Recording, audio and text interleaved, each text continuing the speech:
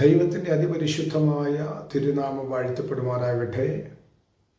ഇന്ന് രാത്രികാലം faith light media YouTube ചാനലിൽ കൂടി എന്നെ ശ്രദ്ധിക്കുന്ന എൻ്റെ എല്ലാ സ്നേഹനിധികളെയും സർവശക്തനായ ദൈവം അനുഗ്രഹിക്കുമാറാകട്ടെ.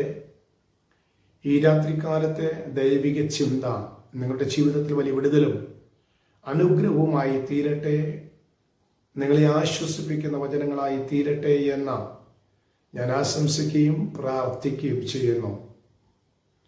കഴിഞ്ഞ രാത്രികാലം നാം ചിന്തിക്കുവാൻ ഇടയായി തീർന്ന ദൈവിക ചിന്ത സങ്കീർത്തന പുസ്തകം 27-ാം അധ്യായം അതിൻ്റെ 3-ാമത്തെ വാക്യത്തിൽ നിന്നാണ് നാം ചിന്തിച്ചത്.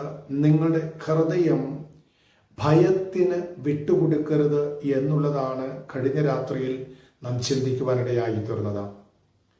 ഇന്ന് രാത്രികാലം ദൈവാത്മാവിൽ ഞാൻ ചിന്തിക്കുവാൻ ആഗ്രഹിക്കുന്നത്, നിങ്ങളുടെ ഹൃദയം കലങ്ങിപ്പോകരുത്.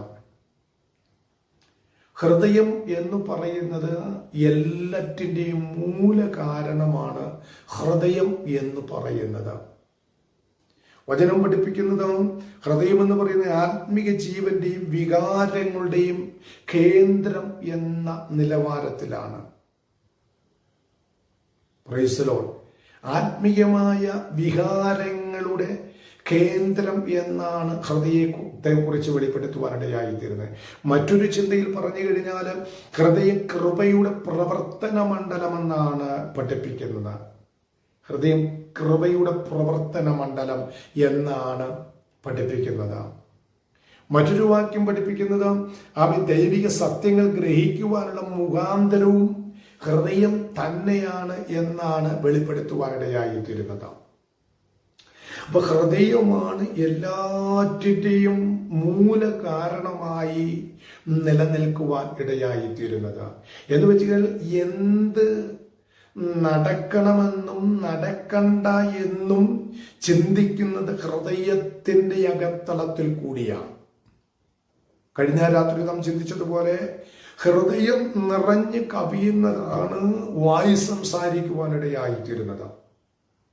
അപ്പൊ അതുകൊണ്ട് വചനം ഇങ്ങനെ പഠിപ്പിക്കുന്നു, നിങ്ങളുടെ ഹൃദയം കലങ്ങിപ്പോകരുത്. അപ്പൊ കലക്കത്തിന് പല കാരണങ്ങളും നമ്മുടെ ജീവിതത്തിൽ ഉണ്ടാകാം.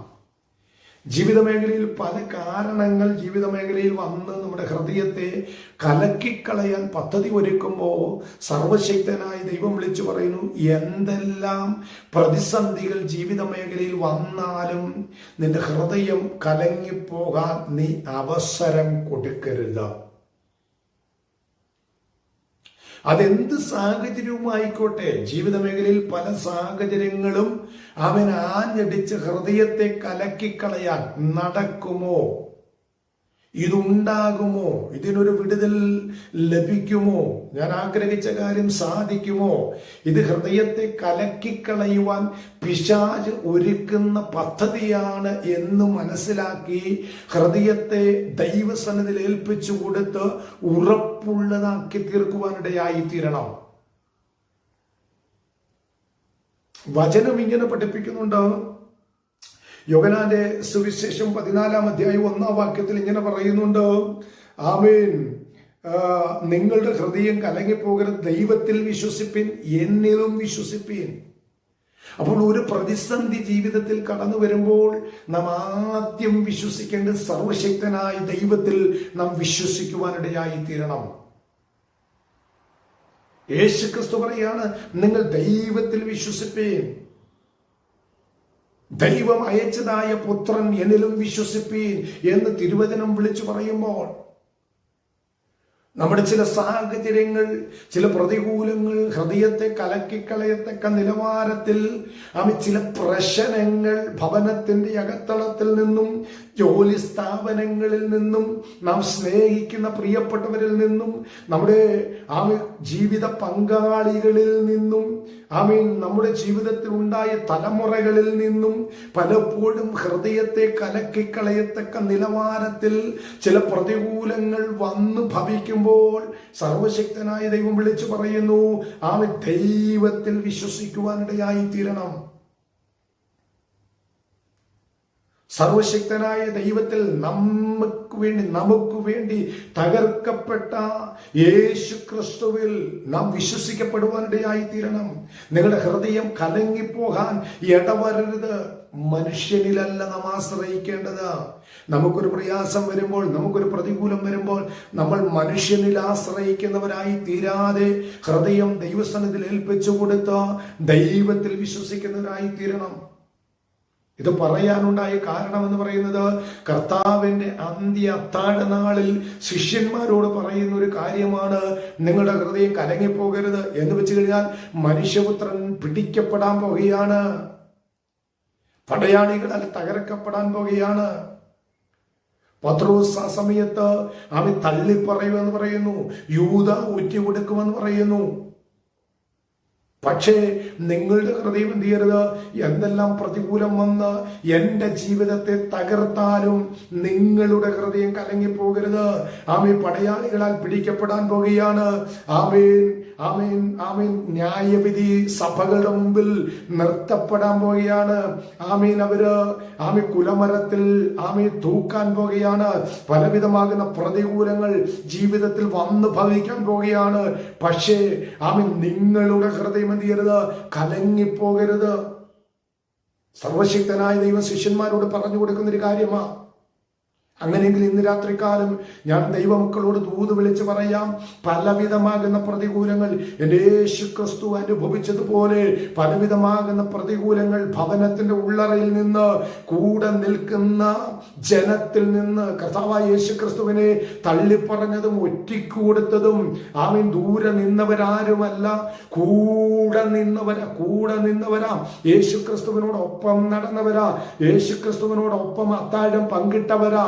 ആമി യേശു ക്രിസ്തുവിനെ തള്ളിപ്പറഞ്ഞതും യേശു ക്രിസ്തുവിനെ ഒറ്റിക്കൊടുക്കുവാനിടയായി തീർന്നതും. അങ്ങനെയെങ്കിൽ ഇന്ന് രാത്രികാലം ദൂത് വിളിച്ച് പറയാം, നിന്റെ ജീവിതത്തിൽ പ്രതികൂലം സൃഷ്ടിക്കുന്നത് ദൂരെ എങ്ങും നിൽക്കുന്നവരല്ല, നിന്റെ കൂടെ നിൽക്കുന്നവര്, നിന്നോടൊപ്പം നടക്കുന്നവര്, നിന്നോടൊപ്പം ഭക്ഷണം കഴിക്കുന്നവര്, നിന്നോടൊപ്പം അന്തി ഉറങ്ങുന്നവര്, ആമി പലരുമായിരിക്കും നിനക്കെതിരെ ആമി തിരിയുവാനിടയായി തീരുന്നത്.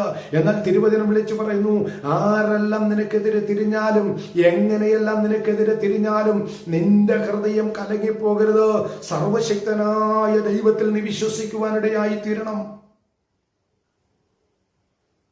അവിടെ മറ്റൊരു ചിന്ത ഇങ്ങനെ പറയുന്നുണ്ട്. ആമീൻ. യോഹന്നാന്റെ സുവിശേഷം 14-27 വാക്യത്തിൽ തന്നെ പറയുന്നുണ്ട്, നിങ്ങളുടെ ഹൃദയം കലങ്ങുകയും ഭയപ്പെടുകയും അരുത്. നിങ്ങളുടെ ഹൃദയം കലങ്ങിപ്പോകാനും ഭയപ്പെടാനും ഇടവരരുത്. പല പ്രതികൂലങ്ങൾ വന്നാലും, മനുഷ്യരെല്ലാം നിന്നെ തള്ളിക്കളഞ്ഞാലും, ആരും നിന്റെ കൂടെയില്ലെങ്കിലും, നീ കാണുമെന്ന് പറഞ്ഞവർ പലരും നിന്നെ ചവിട്ടിത്താഴ്ത്തിയാലും ഒറ്റപ്പെടുത്തിയാലും, സർവശക്തനായ ദൈവം വിളിച്ചു പറയുന്നു, നിന്റെ ഹൃദയം കലങ്ങിപ്പോകരുത്. ദൈവത്തിൽ നീ വിശ്വസിക്കുവാനിടയായി തീരണം. അടുത്ത ചിന്ത ഇങ്ങനെ പറയുന്നുണ്ട്, സങ്കീർത്തന പുസ്തകത്തില് ആമേൻ 46-ാം അധ്യായം അതിന്റെ 1-2 വാക്യങ്ങൾ പറയുന്നുണ്ട്. യെശയ്യാ പ്രവാചകന്റെ പുസ്തകം 41:10 പറയുന്നുണ്ട്, ഭയപ്പെടേണ്ട, ഞാൻ നിന്നോട് കൂടെയുണ്ട്. ഭയപ്പെടേണ്ട, ഞാൻ നിന്നോട് കൂടെ. ആരെല്ലാം നിന്റെ കൂടെ ഇല്ലെങ്കിലും, ആരെല്ലാം നിന്റെ കൂടെ വന്നില്ലെങ്കിലും, ആരും നിന്റെ കൂടെ ഇല്ല എങ്കിലും, സർവശക്തനായ ദൈവം വിളിച്ചു പറയുന്നു, ഭയപ്പെടേണ്ട, ഞാൻ നിന്റെ കൂടെയുണ്ട്. ഞാൻ നിന്നെ ആശ്വസിപ്പിക്കുവാനിടയായി തീരും. നിന്റെ വിഷയം എന്തുമായിക്കോട്ടെ, നിന്റെ വിഷയത്തിൽ നീ ഭയപ്പെടാതെ, കൂടെ നിൽക്കുന്നവരെല്ലാം തള്ളിപ്പറഞ്ഞാലും നീ ആമീൻ പല പ്രതികൂലത്തിനും ആമീൻ അകപ്പെട്ടു പോയാലും, സർവശക്തനായ ദൈവം വിളിച്ചു പറയുന്നത്, നീ ഭയപ്പെടരുത്. നീ ദൈവത്തിൽ വിശ്വസിക്കുവാനിടയായി തീരണം. Praise the Lord. അവസാന ചിന്ത വായിച്ചത്, ആമീൻ ഭയപ്പെടേണ്ട, ഞാൻ നിന്നോട് കൂടെയുണ്ട്. സർവശക്തനായ ദൈവം വിളിച്ചു പറയുന്നു, ഞാൻ നിന്നെ തള്ളിക്കളയുന്ന ദൈവമല്ല. ഒരുപക്ഷെ ഭർത്താവ് നിന്നെ തള്ളിക്കളഞ്ഞേക്കാം, ഒരുപക്ഷെ ഭാര്യ നിന്നെ തള്ളിക്കളഞ്ഞേക്കാം, ഒരുപക്ഷെ മക്കൾ നിന്നെ തള്ളിക്കളഞ്ഞേക്കാം, ഒരുപക്ഷെ നിന്റെ മാതാപിതാക്കൾ നിന്നെ തള്ളിക്കളഞ്ഞേക്കാം, ഒരുപക്ഷെ നീ ആമേൻ കൂടെ കാണുമെന്ന് പറഞ്ഞ പലരും നിന്നെ തള്ളിപ്പറഞ്ഞേക്കാം. എന്നാൽ സർവശക്തനായ ദൈവം വിളിച്ചു പറയുന്നു, നിന്റെ ഹൃദയം കലങ്ങിപ്പോകരുത്, നിന്റെ ഹൃദയം ചഞ്ചലപ്പെട്ടു പോകരുത്, നിന്റെ ഹൃദയം ഭയത്തിന് ഏൽപ്പിച്ചു കൊടുക്കരുത്. സർവശക്തനായ ദൈവത്തിൽ നീ വിശ്വസിക്കുവാൻ തയ്യാറാകുന്നു എങ്കിൽ നിന്റെ വിഷയത്തിൽ വിഷയത്തിന് പരിഹാരവുമായി സർവശക്തനായ ദൈവം നിന്റെ മുമ്പിൽ വെളിപ്പെടുവാനിടയായി തീരും. ഞാൻ നിങ്ങളെ ആശ്വസിപ്പിക്കുമെന്ന് പറഞ്ഞ സർവശക്തനായ ദൈവം, ഞാൻ നിങ്ങളെ ഒരു നാളും കളയത്തില്ല എന്ന് പറഞ്ഞ സർവശക്തനായ ദൈവം, ആ ദൈവം നിന്നെ കരുതുവാനിടയായി തീരും. ആ സർവശക്തനായ ദൈവത്തിന്റെ കരങ്ങളിൽ ഏൽപ്പിച്ചു കൊടുക്കാം. ഹൃദയത്തെ കലക്കിക്കളയാതെ ആ സർവശക്തനായ ദൈവത്തിന്റെ സന്നിധിയിൽ ഹൃദയത്തെ സമർപ്പിച്ചു കൊടുക്കാം.